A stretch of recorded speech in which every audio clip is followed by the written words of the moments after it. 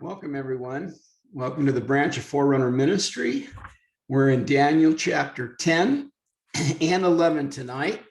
And before I start, I want to start with the verse that is the governing vision behind me and my wife and our call and what the Branch of Forerunner Ministry is all about. Luke 1:17 says, "It is he who will go as a forerunner before him in the spirit and the power of Elijah, to turn the hearts of the fathers back to the children and the disobedient to the attitude of the righteous, so as to make ready a people prepared for the Lord." I believe that is the call for this day and this hour, especially as we're coming close to the return of Yeshua, our Messiah. So last week we had an incredible time looking at cosmic realities. We had a guest speaker, Alan Aguirre. He is an excellent Torah teacher, and he covered a lot of areas from Gen 6 to the creation, the gap theory, all the way through principalities and powers. And you can find that on the YouTube channel, the Branch Forerunner Ministry.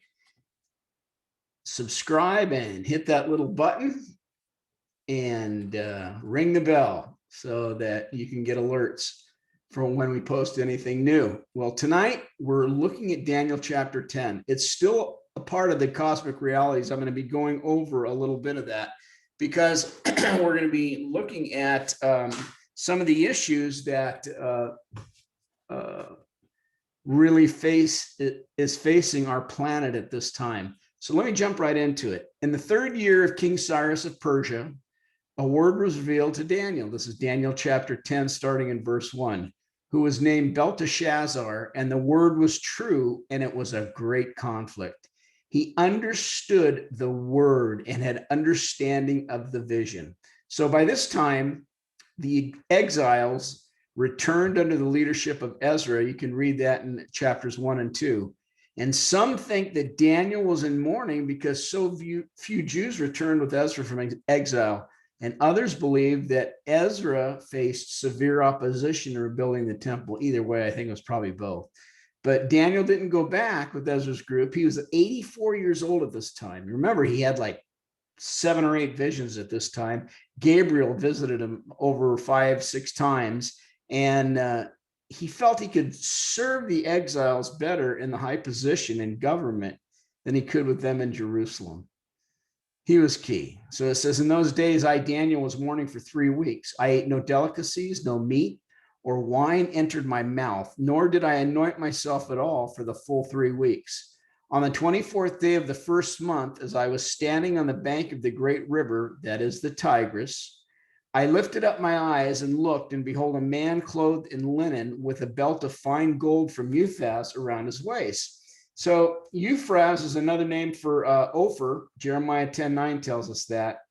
And it's regarded today as an Indian colony in Yemen, south of Arabia, near Ghana, and it's known for the purest of pure gold. His body was like beryl, his face like the appearance of lightning, his eyes like flaming torches, his arms and legs like the gleam of burnished bronze, and the sound of his words like the sound of a multitude. And I, Daniel, alone saw the vision, for the men who were with me did not see the vision, but a great trembling fell upon them, and they fled to hide themselves. So I was left alone and saw this great vision, and no strength was left in me. My radiant appearance was fearfully changed, and I retained no strength. So he saw the vision of this created being, if you will. We want to call it an angelic being. We've discussed that at length in the past, so you can look at some of the other issues, because not everything's an angel. That just means messenger. But this one was a messenger. So he was 3 weeks in intercession. And this being from the throne room gets dispatched because of prayer. And it's an unnamed spirit being. Some think it's a theophany of Yeshua. I don't believe so. Others, Gabriel, but he would have recognized him. He's seen him 5 other times. Some say this is Jesus, noting that the description is remarkably like what John saw in Revelation chapter 1. I don't think so. And you'll see that as we keep reading. Then I heard the sound of his words. And as I heard the sound of his words, I fell on my face in deep sleep with my face to the ground. And behold, a hand touched me and set me trembling on my hands and knees. And he said to me, O Daniel, man greatly loved, understand the words that I speak to you and stand upright, for now I have sent to you. And when he had spoken his word to me, I stood up trembling. And he said to me, fear not, Daniel, for from the first day that you set your heart to understand and humbled yourself before your God, your words have been heard, and I have come because of your words. The prince of the kingdom of Persia withstood me 21 days. That's why it's not Yeshua. He wouldn't have been able to hold back Jesus.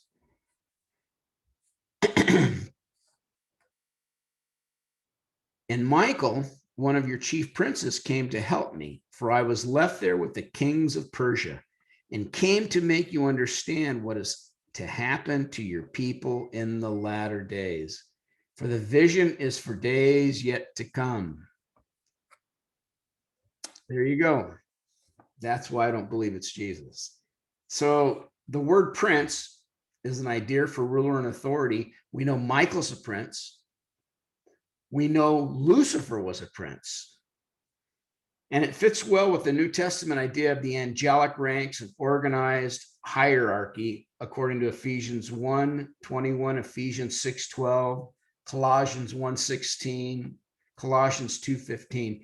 These angelic ranks include both faithful angels and fallen angels. And apparently, this was the Prince of Persia was a high-ranking watcher, if you will, or prince that opposed the answer to prayer. He did not want the vision to be revealed to Daniel. So on three occasions, Jesus referred to Satan as the prince of this world: John 12, John 14, and in John 16.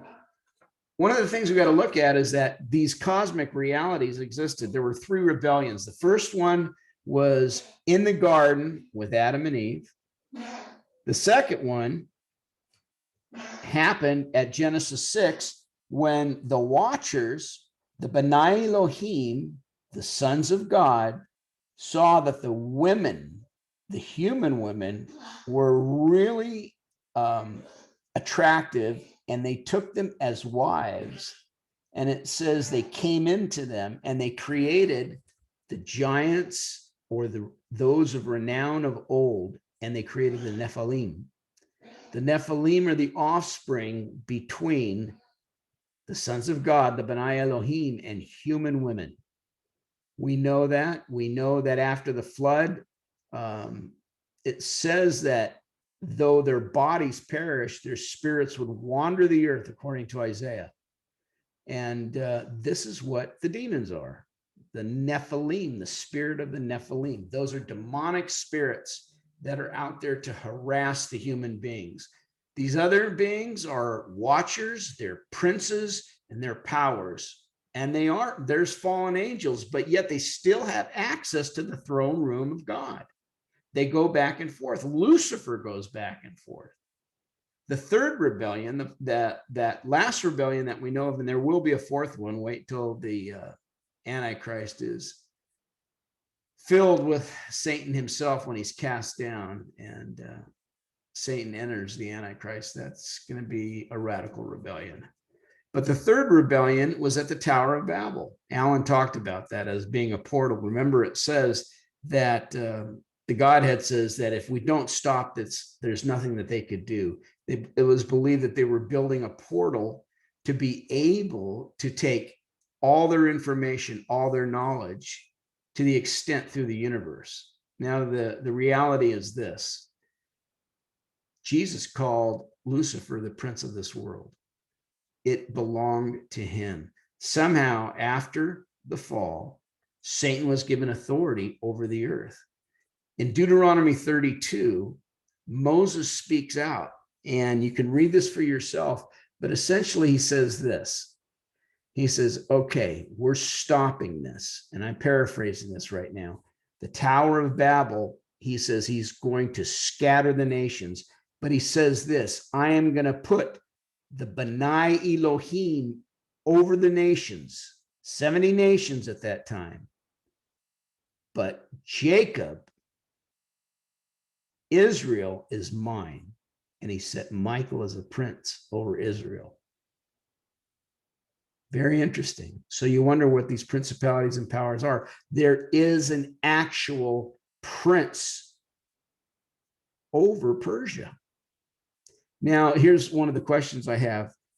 We know that when Jesus comes back, he's going to judge sheep nations and goat nations. Is it possible that some of these principalities that are over the nations are good? Or are they all bad? See, we used to judge, we judge by just the language itself. You know, we hear the word Sanhedrin or Pharisee, right away we write them off and say they're evil. No, they're not. There were some men that were really corrupt and religious and had a religious spirit. But so when we hear the word watcher, when we hear the word principality, we want to say right now, oh, that's what we don't struggle against flesh and blood, but it's principalities. Yeah. But are there ones that are faithful over the sheep nations?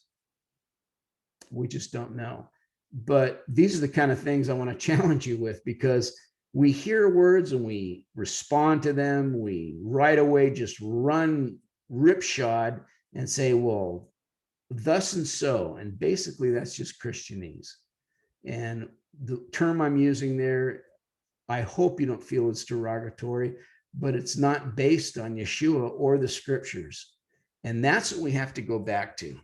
So when we look at chapter 10, we see that he received this vision, and the vision that's about ready to unfold in chapters 11 and 12. And remember, you have to read chapters 10, 11, and 12 all as one.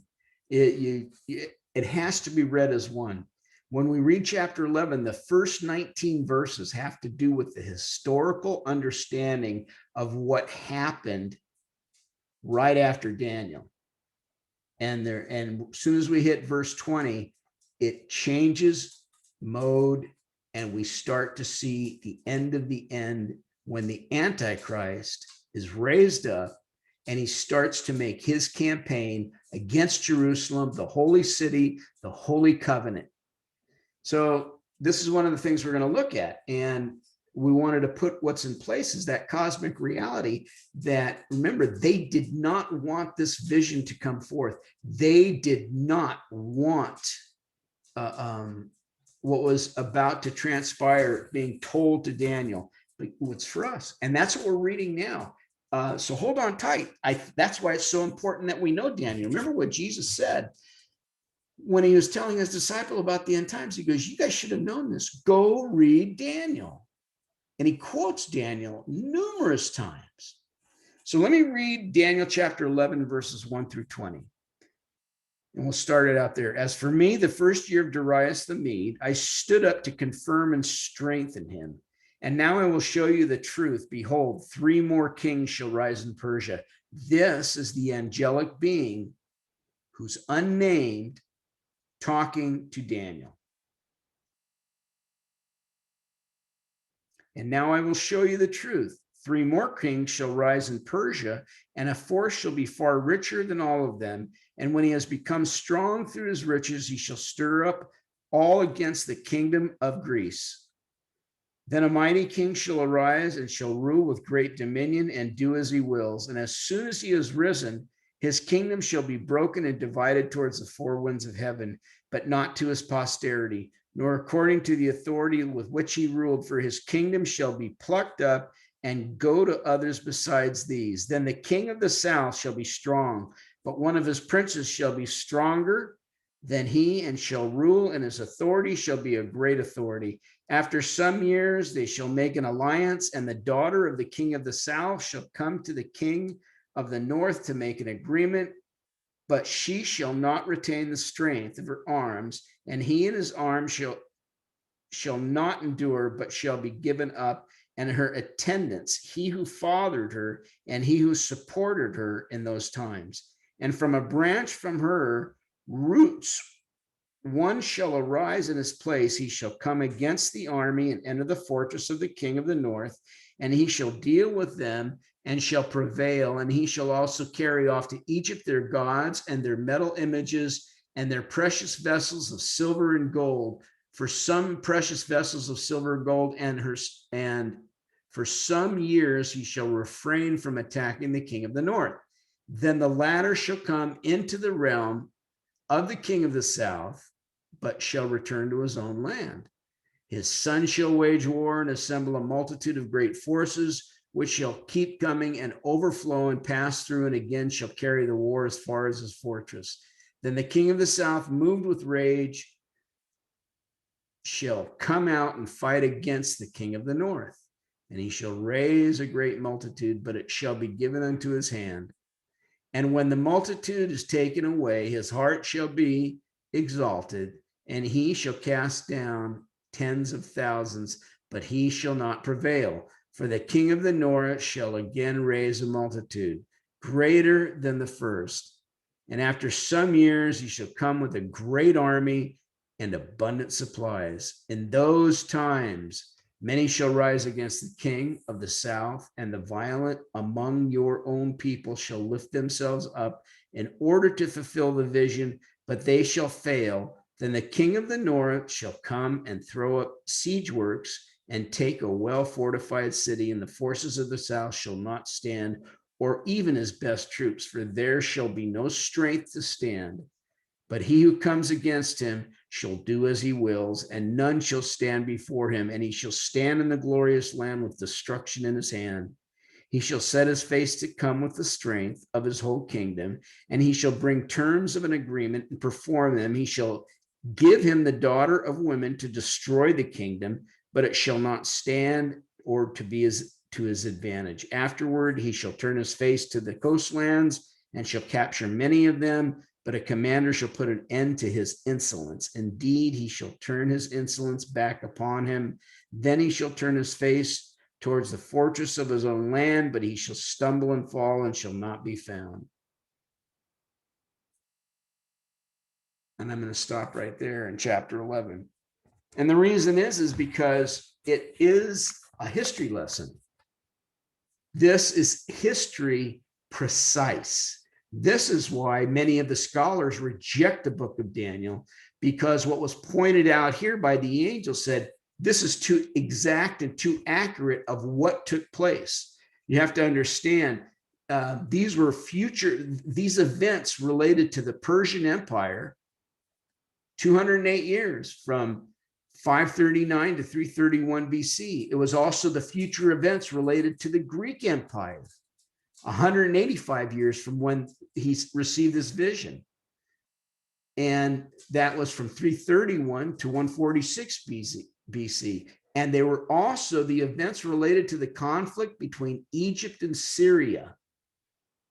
Now, the interesting thing is that it was Alexander the Great, the great king of the north. He defeated the Persian Empire.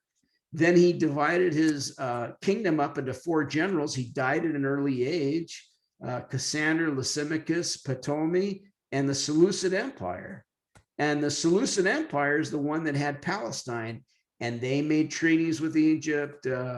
One of the daughters of the Seleucid Empire married one of the sons from Egypt, and back and forth. They were constantly at each other's throats. They were vying for power. But all this was said because what was happening behind the scenes, this would be the future of the Ottoman Empire, which would come into power and last all the way to the beginning of the 20th century. And now we see a resurgence again under President Obama. You all heard about the spring, and it was there. And now all the nations are starting to align again. So in Daniel chapters 11, verses 1 through 20, the interesting thing is they try to pin that on the Antichrist, but this guy is, there's nothing that can happen. Let me read this one last verse here. It says here in verse 20, then shall arise in this place one who shall send an exactor of tribute for the glory of the kingdom, but within a few days he shall be broken, neither his anger nor in battle. His place shall rise a contemptible person in whom royal majesty has not been given. That's what starts the reign of the Antichrist, because from there it naturally cuts off. This was a history lesson looking at chapter 11. Why did the angel paint this picture of this history lesson? One of the things we have to see is that he was telling him, you're going to prophesy this. You're going to see all these nations put in place. But then after this, you're going to see what's going to happen at the end. And the angel will explain that. That's what's so important about this. So as we go further, one of the important things that we're looking at is that, yes, there are principalities and powers over the nations. They are orchestrating of what's happening under the hand of the living God. Remember, God has his plan moving full steam ahead. And, let's face it, it's really hard on us right now, because we want everything to be peaches and roses. We wanted our former president to get in there. We wanted life as normal to resume, and it's not. And yet everything was put in place with the Abraham Accords, with the Islamic nations that are making a normalization with Israel. They have to be in place with everything that's rising in Iran right now, and all the conflict that's going on in Israel, even now as missiles are being fired upon them. Remember, they're going to conquer the area because, remember, they have to be a nation of unwalled villages where it's peace and safety. So you just watch what starts to transpire real soon. It wouldn't surprise me if Israel goes to war and he just starts thumping Iran and all the rest of them too, until it gets into this quiet place, and it's going to give chance for something else to rise. So hold on tight. I'm glad you could join us, and I hope you're with us next week as we will continue in Daniel chapter 11.